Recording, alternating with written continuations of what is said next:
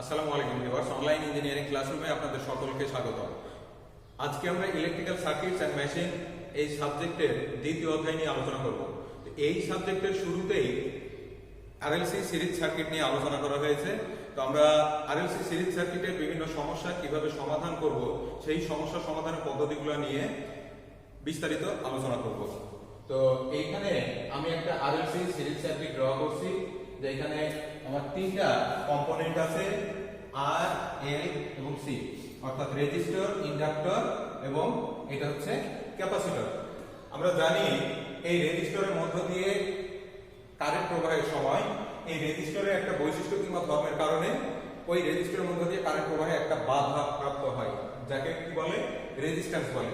অনুরূপভাবে এই ইন্ডাক্টরের মধ্য দিয়ে যখন কোনো কারেন্ট প্রবাহিত হয়, সেই কারেন্টের প্রবাহের সময় একটা বাধা সৃষ্টি হয়। এই ইন্ডাক্টর একটা বাধা সৃষ্টি করে।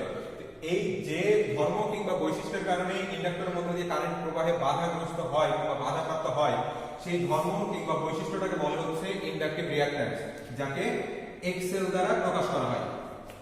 একইভাবে এখানে হচ্ছে আরেকটা ক্যাপাসিটর। এই ক্যাপাসিটরের মধ্য দিয়ে যখন কারেন্ট প্রবাহিত হয়, তখন এই ক্যাপাসিটরের একটা ধর্ম এবং বৈশিষ্ট্যের কারণে সেই কারেন্ট প্রবাহে একটা বাধা সৃষ্টি হয় কিংবা বাধাপ্রাপ্ত হয়। তো যেই ধর্ম কিংবা বৈশিষ্ট্যের কারণে ক্যাপাসিটরের মধ্য দিয়ে কারেন্টের প্রবাহ বাধাগ্রস্ত হয়, সেইটাকে আমরা বলবো হচ্ছে ক্যাপাসিটিভ রিঅ্যাক্ট্যান্স কিংবা এক্সসি। তো আমরা এখানে রেজিস্ট্যান্সের মান অর্থাৎ আরটা আমরা সরাসরি এখানে পেয়ে যাচ্ছি, কিন্তু এইখানে আছে এল, এইখানে আছে এক্সএল, অর্থাৎ ইন্ডাকটিভ রিঅ্যাক্ট্যান্স। তো এই ইন্ডাকটিভ রিঅ্যাক্ট্যান্সের মানটা আমরা কিভাবে বের করব, কিংবা ক্যাপাসিটরের ক্ষেত্রে এক্সসি এর মানটা আমরা কিভাবে বের করব, সেইটা এইখানে এই সূত্রের মাধ্যমে দেখানো হয়েছে। কি ইন্ডাকটিভ রিঅ্যাক্ট্যান্স এইটা বের করব, যাকে এক্সএল দ্বারা প্রকাশ করা হয়, এক্সএল ইকুয়াল টু টয়েস বাই এফএল। অর্থাৎ আমরা জানি টয়েস বাইটা হচ্ছে একটা কনস্ট্যান্ট ভ্যালু এবং এফটা হচ্ছে এইটার মান দেয়া থাকবে সোর্সের সঙ্গে, সাধারণত এই মান দেয়া থাকে, এটা হচ্ছে ফ্রিকোয়েন্সি। এই ফ্রিকোয়েন্সি মানটা সাধারণত আমাদের দেশে স্ট্যান্ডার্ড ফ্রিকোয়েন্সি হিসেবে ব্যবহৃত হয় 50 হার্টজ। আর এল এর মানটা অর্থাৎ এই ইন্ডাক্টরের মানটা আমি এখান থেকে নিয়ে পুট করব। তো এইভাবে আমি এক্সএল এর মান, অনুরূপভাবে ক্যাপাসিটিভ রিঅ্যাক্ট্যান্স এর মান হচ্ছে XC equal 1/2 toys by FC. এই টয়েস বাই এফ, এই তিনটা অনুরূপভাবে এখানে মান বসে যাবে এবং সি এর মানটা আমি এখান থেকে পুট করব। তো আচ্ছা, একটা বিষয় এখানে খেয়াল রাখতে হবে যে এই আর, এক্সএল এবং এক্সসি আমরা দেখছি এই তিনটা কিন্তু আলাদা আলাদা ভাবে বাধা প্রদান করছে। এই যে এই মোট যে কারেন্টটা প্রবাহিত হচ্ছে এই সার্কিটের মধ্য দিয়ে, এই মোট কারেন্ট প্রবাহের সময় আর, এক্সএল এবং এক্সসি এই তিনটাই আলাদা আলাদা ভাবে বাধা প্রদান করছে। তাহলে এইখানে আমি যদি মোট বাধাটা জানতে চাই, এগুলার মান বের করলাম, আমার ভোল্টেজের সোর্স দেয়া আছে, সোর্স এইভাবে দেয়া আছে, তাহলে কারেন্টের মান বের করার সময় অবশ্যই আমার মোট বাধাটা জানা। তাহলে সেই মোট বাধাটা আমি কিভাবে নির্ণয় করব? সেই মোট বাধাটার নাম হচ্ছে ইম্পিডেন্স। অর্থাৎ একটা এসি সার্কিটে কারেন্ট প্রবাহের সময় যেই বাধার কারণে সেই কারেন্ট বাধাগ্রস্ত হয়, সেই মোট বাধাকে আমরা বলবো হচ্ছে ইম্পিডেন্স। ইম্পিডেন্সকে জেড দ্বারা প্রকাশ করা হয়। তো এখানে ইম্পিডেন্স নির্ণয়ের সূত্রটা আমরা দেখেছি। ইম্পিডেন্স কি? ইম্পিডেন্স জেড ইকুয়াল আর plus J XL minus XC, যেটা হচ্ছে আমার কাল্পনিক অংশের কি। তাহলে এক্সএল, এই এক্সএল এবং এক্সসি এই দুইটার ব্যবধানটাই হচ্ছে আমার এই মোট কাল্পনিক অংশ, এবং এইটা হচ্ছে কি, এটা হচ্ছে আমার বাস্তব অংশ। তো এইটা রেক্টেঙ্গুলার ফর্মে আপনি দেয়া আছে। আর যদি আমি মোট কারেন্ট নির্ণয় করতে চাই, যে এখানকার মোট কারেন্ট এই সার্কিটের আমি মোট বাধা পেলাম, আবার সোর্স ভোল্টেজও দেয়া আছে, সোর্স ইমেজ দেয়া আছে, তাহলে মোট কারেন্টের মান নির্ণয় করতে হবে। এইরকম যদি প্রশ্ন আসে, তাহলে আমরা কি করব? কারেন্ট আই ইকুয়াল, মোট current I equal total voltage V by Z, অর্থাৎ মোট ভোল্টেজ বাই মোট বাধা। এরপরে যদি আমার এই সার্কিটে এমন থাকে যে আর এর আড়াআড়ি যে ভোল্টেজ ড্রপ, সেই ভোল্টেজ ড্রপটা নির্ণয় করতে হবে। তাহলে V R equal to I R, অর্থাৎ মোট কারেন্ট এবং এখানকার যে বাধা অর্থাৎ রেজিস্টরের গুণফল। অনুরূপভাবে ভিএল অর্থাৎ ইন্ডাক্টরের আড়াআড়ি যে বাধাটা ভোল্টেজ ড্রপ, সেইখানে যে ভোল্টেজ ড্রপটা ঘটবে সেইটার মান হচ্ছে মোট কারেন্ট এবং এখানকার বাধা অর্থাৎ ইন্ডাকটিভ রিঅ্যাক্ট্যান্স, মোট আই এক্সএল। একইভাবে ক্যাপাসিটর আড়াআড়ি যে বাধা ভিসি সেইটা হচ্ছে কত আইএক্সি, অর্থাৎ মোট কারেন্ট এবং ক্যাপাসিটিভ রিঅ্যাকট্যান্সের গুণফল। এইভাবে আমরা প্রত্যেকটা কম্পোনেন্টের আড়াআড়ি আমরা ভোল্টেজ ড্রপটা বের করে নিতে পারি। এর বাইরেও আরো কিছু কোশ্চেন থাকতে পারে পাওয়ারের বিষয়গুলো, যেমন আমার অ্যাক্টিভ পাওয়ার কিংবা ট্রু পাওয়ার বের করতে হলে সেটা কত ভিআই cos থিটা, রিঅ্যাক্টিভ পাওয়ারের সূত্র হচ্ছে ভিআই sin থিটা, এবং অ্যাপারেন্ট পাওয়ার অর্থাৎ আপাত পাওয়ার যেটা সেটা হচ্ছে ভিআই। আর পাওয়ার ফ্যাক্টর অর্থাৎ আমরা জানি যে এসি সার্কিটে ভোল্টেজ এবং কারেন্ট একটা নির্দিষ্ট কৌণিক ব্যবধান মেনটেন করে চলে, তো সেই কৌণিক ব্যবধানের কোসাইন মানটা এই সার্কিটে ভোল্টেজ এবং কারেন্টের কৌণিক ব্যবধানের কোসাইন মান অর্থাৎ কস ফ্যাক্টরের যে মান সেই মানটাই আমরা পাওয়ার ফ্যাক্টর হিসেবে পাবো আর কি। তো পাওয়ার ফ্যাক্টর নির্ণয়ের সূত্র হচ্ছে cos থিটা। এই থিটাটা হচ্ছে এই থিটার মানটা হচ্ছে ভোল্টেজ এবং কারেন্টের কিংবা কারেন্ট এবং ভোল্টেজের যে কৌণিক ব্যবধান সেই কৌণিক ব্যবধানটা হচ্ছে থিটার মান। তো এইখানে যে এই তিনটা পাওয়ারের একটা বিষয় হচ্ছে যে এখানে তিনটা পাওয়ার হয় না, এখানে তিনটা পাওয়ার থাকে অ্যাক্টিভ পাওয়ার, রিঅ্যাক্টিভ পাওয়ার এবং অ্যাপারেন্ট পাওয়ার। আমরা জানি যে এখানে cos থিটা এবং sin থিটা হওয়ার কারণটা হচ্ছে যে পাওয়ারের ট্রায়াঙ্গেল থেকে আমরা সহজে বুঝতে পারবো কি যে লম্বের সঙ্গে কার সম্পর্ক, লম্বের সঙ্গে হচ্ছে sin থিটার সম্পর্ক। সেই জন্য লম্বের সঙ্গে থাকবে VI sin থিটা, ভূমির সঙ্গে cos থিটার সম্পর্ক, সো অ্যাক্টিভ পাওয়ার থাকবে ভূমির সঙ্গে VI cos থিটা। এবং এই দুইটা আমি অতিভুজ নির্ণয়ের যে সূত্রটা অর্থাৎ অতিভুজ স্কয়ার ইকুয়াল টু লম্ব স্কয়ার প্লাস ভূমি স্কয়ার, তো ওইভাবে নির্ণয় করলে আমি অতিভুজটা পেয়ে যাব কত VI, অতিভুজের মানটা আমি পেয়ে যাব VI। এটা হচ্ছে আমার অ্যাপারেন্ট পাওয়ার অর্থাৎ ভূমির সঙ্গে অ্যাক্টিভ পাওয়ার, লম্বের সঙ্গে রিঅ্যাক্টিভ পাওয়ার এবং অতিভুজটা আমি পাবো হচ্ছে অ্যাপারেন্ট পাওয়ার। সো এইভাবে আমরা অঙ্কগুলো করব। আর এর বাইরে যদি আমার ভেক্টর ডায়াগ্রাম অঙ্কনের কথা থাকে, ভেক্টর ডায়াগ্রামের একটা ফ্যাক্টর আছে। এক number XL is greater than XC or VL is greater than VC। Vector ডায়াগ্রামটা আমরা এইভাবে আঁকাবো। রেফারেন্স অ্যাক্সিস হিসেবে আমরা নিব কারেন্ট অর্থাৎ I। পাওয়ার ফ্যাক্টর আমরা এখানে দেখেছি পাওয়ার ফ্যাক্টর এসি সার্কিটে সাধারণত তিন ধরনের পাওয়ার ফ্যাক্টর পাওয়া যায়। প্রথমত সেটা হচ্ছে ল্যাগিং পাওয়ার ফ্যাক্টর।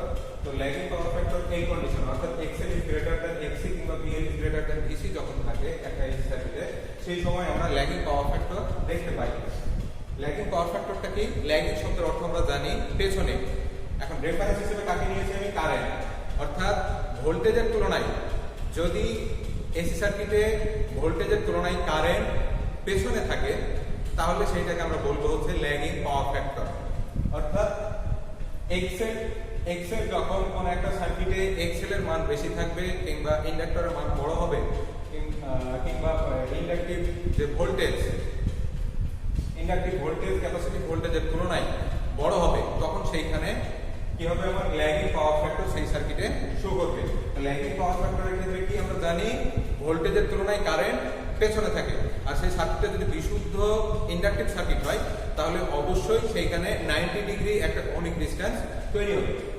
তো এইখানে তাহলে এইখান থেকে এর দূরত্ব হচ্ছে কত? 90 ডিগ্রি। এইখানে তাহলে আমি কি দিব? VL অর্থাৎ ইন্ডাকটিভ যে ভোল্টেজটা সেটা 90 ডিগ্রি কারেন্টের তুলনায় আরো 90 ডিগ্রি সামনে থাকবে, অর্থাৎ কারেন্ট থাকবে 90 ডিগ্রি পেছনে। এখন যদি আমি রেজিস্টিভ ভোল্টেজটা দিতে চাই, ভিআরটা দিতে চাই, ভিআরটা আমরা জানি কি? রেজিস্টিভ ভোল্টেজের রেজিস্টিভ সার্কিটের ক্ষেত্রে কারেন্ট এবং ভোল্টেজের মধ্যে কোনো কৌণিক ব্যবধান থাকে না, অর্থাৎ কারেন্টের সঙ্গে একই অক্ষের সঙ্গে সেই ভিআর কিংবা রেজিস্টিভ ভোল্টেজটা চলতে থাকবে। অর্থাৎ এইখানে আমি পাবো হচ্ছে ভিআর। এবার আমি যদি অতিভুজ নির্ণয় করি, অতিভুজ বরাবর যেটা পাবো, অতিভুজ বরাবর পাবো হচ্ছে টোটাল ভোল্টেজ ভি। এই যে ডিসটেন্স, এই ডিসটেন্সটা হচ্ছে VL মাইনাস VC, অর্থাৎ ইন্ডাকটিভ ভোল্টেজ এবং ক্যাপাসিটিভ ভোল্টেজ এই দুইটার পার্থক্য হচ্ছে এইটা। রেজিস্টিভ ভোল্টেজ এইটা এবং এইটা হচ্ছে আমার মোট ভোল্টেজ। এবার যদি 2 নম্বর শর্তে যাই, 2 নম্বর শর্তে কি দাঁড়াবে, XC is greater than XL or VC is greater than VL। সেই সময় এই নিচের দিকে আসবে কি, নিচের দিকে ছিল যে VC এবং এই দিকে যেহেতু উপরের দিকে VL লাগাইছি, নিচের দিকে আমি এখানে VC দেখিয়ে দেব। আর এই অংশটা হচ্ছে কি, এই অংশটা হচ্ছে VL মাইনাস VC। আর সেকেন্ড কন্ডিশনের ক্ষেত্রে অনুরূপভাবে আমরা আরেকটা চিত্র আঁকব।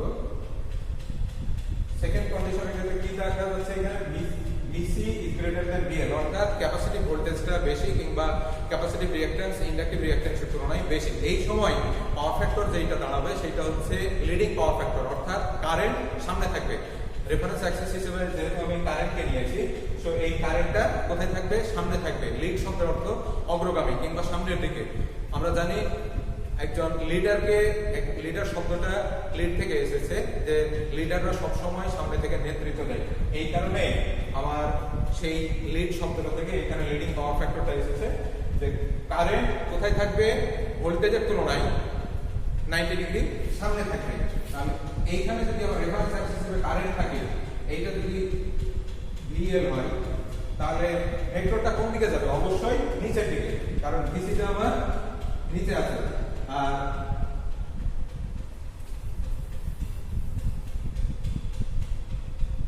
এই হচ্ছে ভিসি।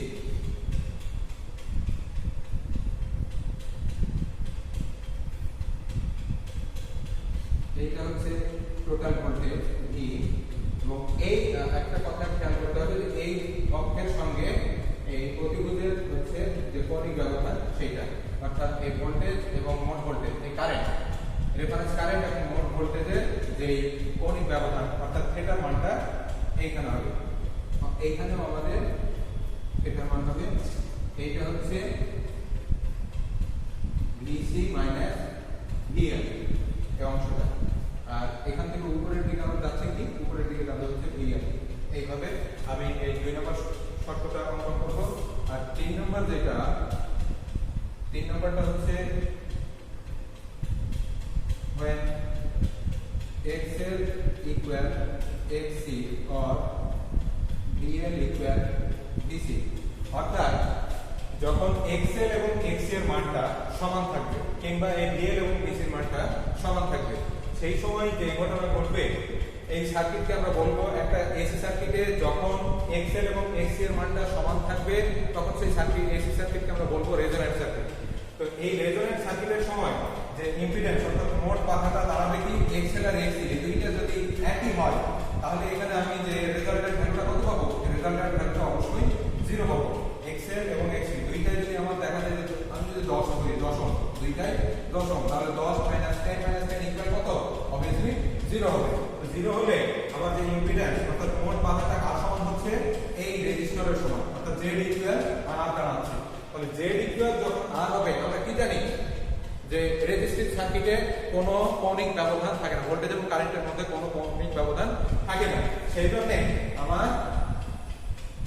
কারেন্টের সঙ্গে, এই যে রেফারেন্স হিসেবে আমি কারেন্টকে নিয়েছিলাম, কারেন্টের সঙ্গে সেই এই যে ভোল্টেজটা সেখানে বিদ্যমান থাকবে, কোন ভোল্টেজটা শুধু ভিআর, তাহলে এই ভোল্টেজটা কারেন্টের সঙ্গে একই অক্ষ বরাবর চলতে থাকবে। ভিউয়ার্স, এইভাবেই আমরা এই সমাধানগুলো করব। তো ভিউয়ার্স, আজকে আমরা একটা এসি সিরিজ সার্কিট কিভাবে সমাধান করা যায় সেই সমাধানের বিভিন্ন পদ্ধতিগুলো নিয়ে আলোচনা করলাম। এর পরের পর্বে এসি সিরিজ সার্কিটের যে বিভিন্ন সমস্যাগুলো এবং অঙ্কগুলো নিয়ে আমরা আলোচনা করব, এই অঙ্কগুলো কিভাবে সহজে সমাধান করা যায়।